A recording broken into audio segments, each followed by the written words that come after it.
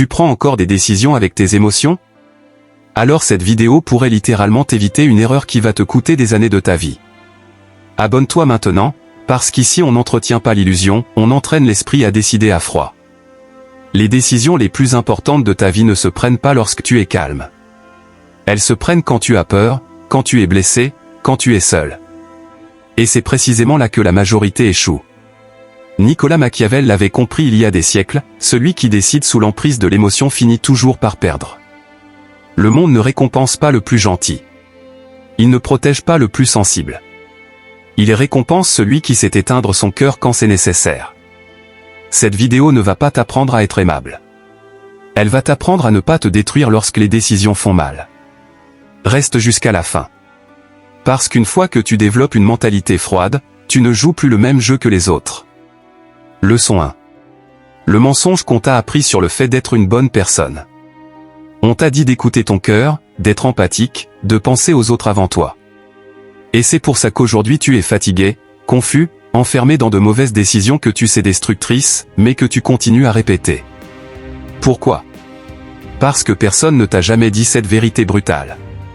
L'émotion est un très mauvais conseiller dans les moments critiques. Quand tu décides par peur, tu choisis mal. Quand tu décides par culpabilité, tu te trahis. Quand tu décides par amour incontrôlé, tu t'affaiblis. Et le monde ne respecte pas les faibles. Il les utilise. Machiavel l'a dit clairement, même si cela dérange, la morale est un luxe que l'on ne peut se permettre que lorsqu'on a du pouvoir. Sans pouvoir, la morale te transforme en victime. Regarde autour de toi. Des personnes bonnes, honnêtes, au grand cœur, brisées financièrement, manipulées émotionnellement, toujours perdantes. Pas parce qu'elles sont mauvaises, mais parce qu'elles n'ont jamais appris à penser à froid. La mentalité froide n'est pas de la cruauté. C'est de la survie. C'est savoir se taire quand parler te nuit. C'est savoir partir quand le cœur veut rester. C'est savoir dire non quand tout le monde attend ton sacrifice. Et voici la partie que beaucoup ne supportent pas. Si une décision te coûte la paix mais te donne du pouvoir, c'est la bonne. Si une décision te fait te sentir bien mais t'affaiblit, c'est une erreur.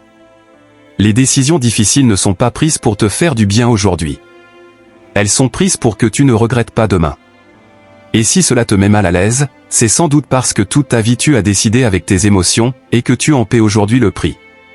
Dans la suite, tu comprendras pourquoi les personnes les plus dangereuses ne sont pas les plus violentes, mais celles qui savent qu'elles n'ont pas besoin de l'être. Ce sont celles qui savent éteindre leurs émotions au bon moment. Et c'est là que commence le véritable pouvoir. Leçon 2. Aimer, faire confiance et ressentir quand on n'a pas de pouvoir. Commençons par la vérité que personne ne veut entendre. La vérité sur les relations. Pourquoi aimer sans contrôle te détruit-il? L'amour incontrôlé n'est pas une vertu. C'est une vulnérabilité exposée. Quand tu aimes sans mentalité froide, tu pardonnes trop, tu justifies l'injustifiable, tu restes là où tu devrais partir. Et l'autre le sent. Non pas parce qu'il est mauvais, mais parce que les êtres humains respectent le pouvoir, pas le sacrifice. Exemple réel.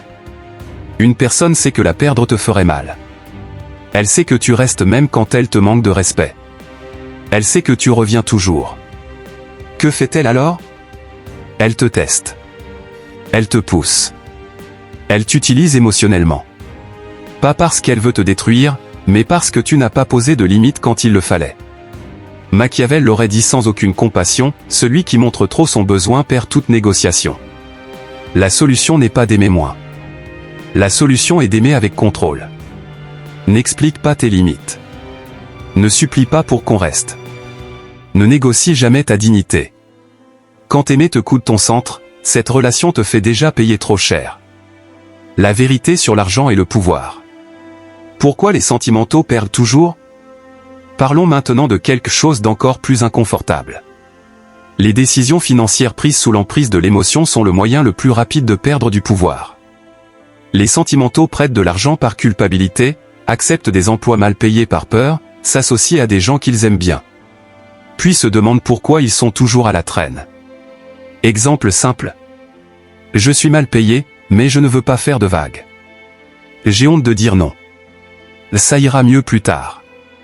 Ce n'est pas de l'humilité. Ce n'est pas de la bonté. C'est de la peur déguisée en gentillesse. Le monde économique ne fonctionne pas avec les émotions. Il fonctionne avec les intérêts, la valeur et la position. Machiavel l'avait compris avant tout le monde, les hommes oublient plus vite la mort de leur père que la perte de leur patrimoine. C'est brutal, oui. Mais c'est réel. Alors, quelle est la solution? Une mentalité froide appliquée à l'argent. Fais simple, fais payer ce que tu vaux. Négocie sans demander la permission. Ne confonds jamais nécessité et opportunité. Si une décision financière te fait te sentir comme une bonne personne mais t'affaiblit, ce n'est pas une bonne décision. La vérité sur la trahison moderne. Amis, famille, travail. Voici la partie la plus douloureuse. Aujourd'hui, la trahison n'est pas toujours frontale. Elle est silencieuse. Des amis qui célèbrent tes échecs, en secret. Des membres de ta famille qui te préfèrent petit. Des collègues qui sourient tout en te concurrençant. Et toi, avec une mentalité émotionnelle, tu te dis, ce n'est sûrement pas ça. Je ne veux pas penser du mal. Ce sont les miens. Ce n'est pas de la noblesse. C'est une cécité volontaire. Machiavel avertissait déjà, les hommes sont ingrats, changeants, simulateurs. Pas pour que tu détestes tout le monde, mais pour que tu ne sois pas naïf. Exemple professionnel. Tu fais confiance. Tu partages des informations. Tu baisses la garde. Tu parles trop. Résultat, on te devance, on te met de côté, on te trahit. Et ensuite tu te demandes, comment n'ai-je rien vu venir? La solution n'est pas de t'isoler. La solution, c'est d'observer en silence. Moins de mots. Moins d'explications. Plus d'analyse. La mentalité froide n'accuse pas. Elle enregistre, et elle décide quand le moment est juste. Vérité centrale de cette leçon. Écoute attentivement. Les émotions sont réelles, mais elles ne doivent jamais gouverner les décisions qui définissent ton avenir. L'amour sans contrôle te rend manipulable. L'argent sans froideur te rend dépendant. La confiance sans observation te rend victime. Et personne ne viendra te sauver des décisions que tu as toi-même prises sous l'emprise de l'émotion. Dans la prochaine partie, nous entrons dans quelque chose d'encore plus dangereux, le silence, l'observation et l'art d'attendre. Les armes préférées de ceux qui finissent toujours au sommet. Si cela te met mal à l'aise, c'est parce que, pour la première fois, tu regardes sans filtre. Et cela, c'est déjà le début d'une mentalité froide. Leçon 3. Le silence, l'observation et l'art d'attendre. Il y a une chose que la plupart des gens ne supportent pas, le silence. Ils ont besoin de parler, de s'expliquer, de se justifier, de se défendre. Et c'est pour cela qu'ils perdent. Parce que pendant qu'ils parlent, ils se trahissent. Pendant qu'ils s'expliquent, ils s'affaiblissent. Pendant qu'ils réagissent, ils offrent des informations. Voici une vérité qui fait mal, celui qui ne contrôle pas sa langue ne contrôlera jamais son destin. Machiavel le savait. Les stoïciens le pratiquaient. Les puissants l'utilisent encore aujourd'hui. Le silence n'est pas de la passivité. C'est de la maîtrise. Quand tu te tais, l'autre s'agite. L'autre parle trop. L'autre se dévoile. Toi, tu ne perds pas de pouvoir. Tu en accumules. Exemple réel, quotidien. Quelqu'un te provoque. Te manque de respect. Te lance une pique. Ton impulsion émotionnelle veut répondre, clarifier, défendre ton image. Mais ta mentalité froide fait l'inverse. Tu te tais. Et dans ce silence, quelque chose de dangereux se produit, l'autre doute, l'autre s'expose, l'autre perd le contrôle. Parce qu'il n'a pas obtenu la réaction qu'il attendait. L'observation est de l'intelligence en action. Beaucoup pensent que regarder sans agir est une faiblesse. Erreur. Observer, c'est collecter des données humaines. La mentalité froide observe, qui change quand il n'obtient plus d'attention? Qui s'agace quand tu ne réagis plus? Qui n'apparaît que lorsqu'il a besoin de quelque chose? Exemple relationnel. Quand tu arrêtes de te justifier, quand tu cesses d'expliquer tes silences, quand tu arrêtes de poursuivre, l'autre se révèle. Et là, tu comprends, s'il te respectait vraiment, s'il t'utilisait, ou s'il avait seulement besoin de toi émotionnellement. Le silence expose les intentions. L'art d'attendre. La majorité ruine sa vie parce qu'elle ne sait pas attendre. Elle décide trop vite parce qu'elle a peur, parce qu'elle est anxieuse, parce qu'elle cherche un soulagement immédiat. Mais les décisions importantes ne se prennent jamais dans la précipitation. Elles se prennent quand l'émotion refroidit, quand l'ego se calme, quand la situation devient claire. Machiavel l'aurait dit sans détour, le temps révèle ce que la précipitation cache. Exemple financier. Tu acceptes la première offre par peur de la perdre. Résultat, tu passes à côté d'une meilleure. Exemple émotionnel. Tu réponds à un message quand tu es blessé. Résultat, tu dis quelque chose que tu ne peux plus effacer. Exemple professionnel. Tu parles avant d'avoir compris les dynamiques internes. Résultat, tu te positionnes mal. Règle d'or de la mentalité froide. Grave ceci dans ta mémoire. Ne prends jamais une décision importante dans le même état émotionnel que celui dans lequel le problème est né. Le silence refroidit l'esprit. L'attente retire le pouvoir à l'émotion. L'observation te rend le contrôle. Vérité inconfortable. Le monde est rempli de personnes qui parlent trop. Ils ressentent trop. Ils décident trop vite. Et c'est pour cela qu'ils sont prévisibles. Manipulables. Remplaçables. La mentalité froide n'a pas besoin de s'imposer. Elle se positionne. Dans la prochaine partie, nous allons toucher à quelque chose d'encore plus dur, comment prendre des décisions qui te feront passer pour le méchant, mais qui, sur le long terme, te sauveront la vie. Parce que toutes les bonnes décisions ne te feront pas paraître comme une bonne personne. Et c'est là que beaucoup ne sont pas prêts à continuer. Si tu es arrivé jusqu'ici, ce n'est pas un hasard. La majorité abandonne dès que l'inconfort apparaît, dès qu'elle comprend que ce message n'est pas de la motivation, mais de la confrontation. Si ce que tu entends est en train de te faire penser autrement, abonne-toi maintenant. Pas pour te divertir, mais pour entraîner ton esprit. Active les notifications, parce que ce qui arrive n'est pas du contenu léger. Et partager cette vidéo avec quelqu'un qui en a besoin peut lui éviter une décision qui ruinerait sa vie. Si tu es réellement prêt à penser à froid, écris cette phrase en commentaire, je choisis de penser avant de réagir. Cette phrase n'est pas pour moi. Elle est pour toi.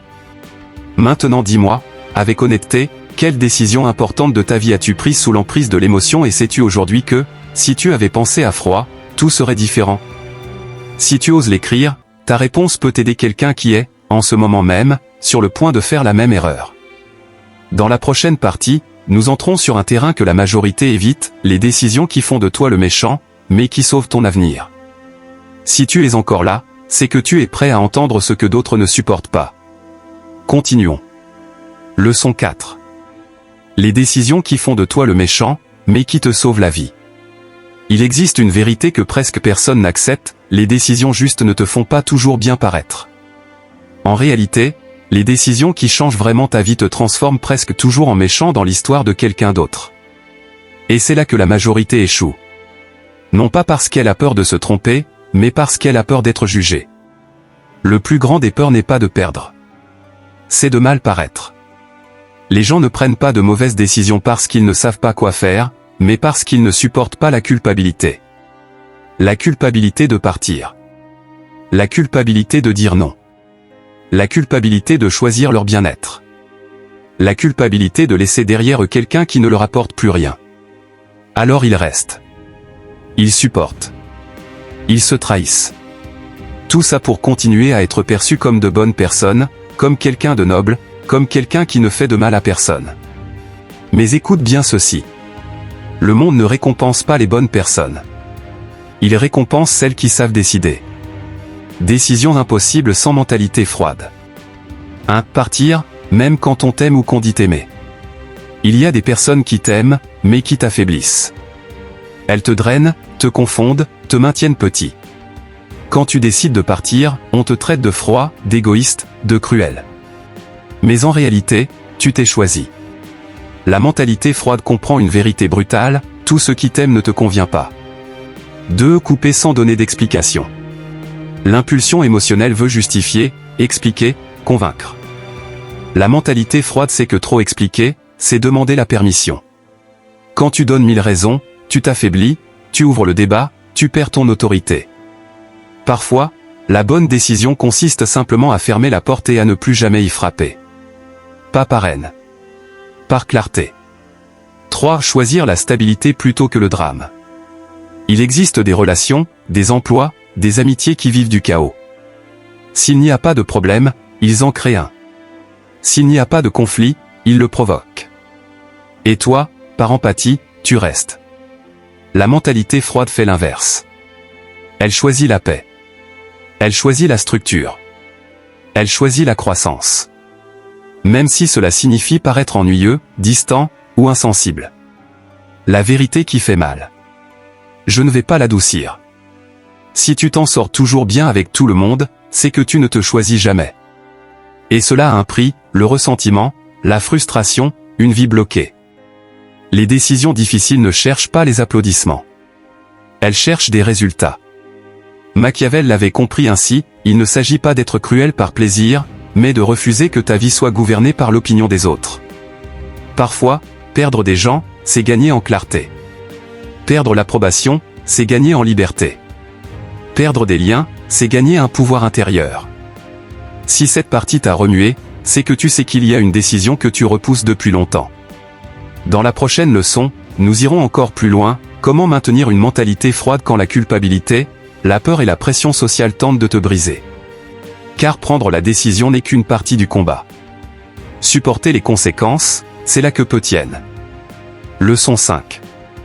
Supporter la culpabilité, la solitude et la pression, la véritable épreuve. Prendre une décision difficile n'est pas ce qu'il y a de plus dur. Le plus dur vient après. Quand tu es déjà parti. Quand tu as déjà dit non. Quand tu as déjà coupé. Quand tu as déjà choisi ce qui te convenait. C'est alors que surgissent les ennemis invisibles, la culpabilité, le doute, la solitude. Le fameux « et si je m'étais trompé ?» C'est ici que la majorité recule. La culpabilité est le dernier outil de contrôle. Elle ne naît pas toujours du fait d'avoir mal agi. Très souvent, elle naît du fait d'avoir cessé d'être manipulable. Quand tu changes, d'autres perdent l'accès à toi. D'autres perdent le pouvoir qu'ils avaient sur toi. D'autres perdent la version de toi qui les arrangeait. Et alors le message arrive. Mais tu as changé. Mais tu n'es plus le même. Et, pour la première fois, c'est peut-être la preuve que tu as enfin commencé à penser à froid. Là avant, tu étais mieux. Traduction réelle, avant, tu étais plus manipulable. La mentalité froide comprend une chose essentielle, la culpabilité n'est pas un signal moral. C'est un outil social. Si tu y cèdes, tu recules. Si tu la supportes, tu grandis.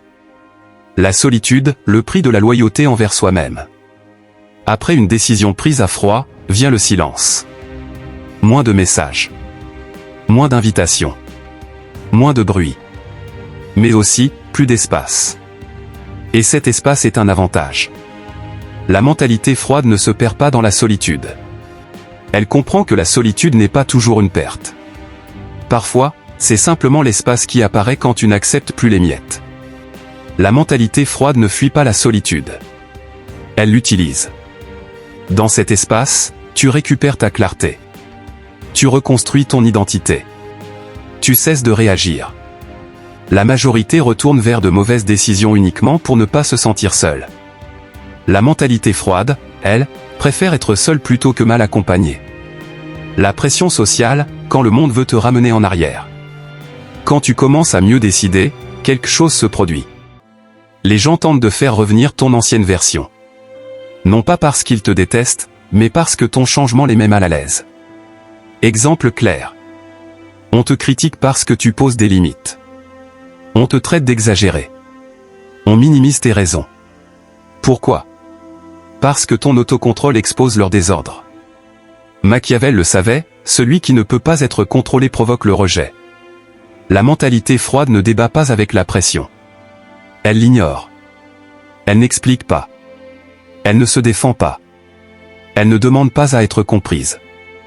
Elle maintient la décision jusqu'à ce que le monde s'y habitue. Règle de survie mentale. Grave ceci dans ta mémoire. Si une décision a été prise avec clarté, ne la réévalue jamais dans un moment de faiblesse. L'émotion est cyclique. La clarté est stratégique. Quand le doute arrive, demande-toi, qu'est-ce qui m'a fait prendre cette décision ? Qu'est-ce que je protégeais ? Qu'est-ce que je perdais si je ne la prenais pas ?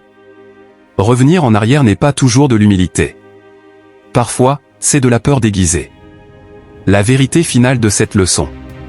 La mentalité froide ne se prouve pas au moment de décider. Elle se prouve quand personne ne t'applaudit. Quand personne ne te comprend.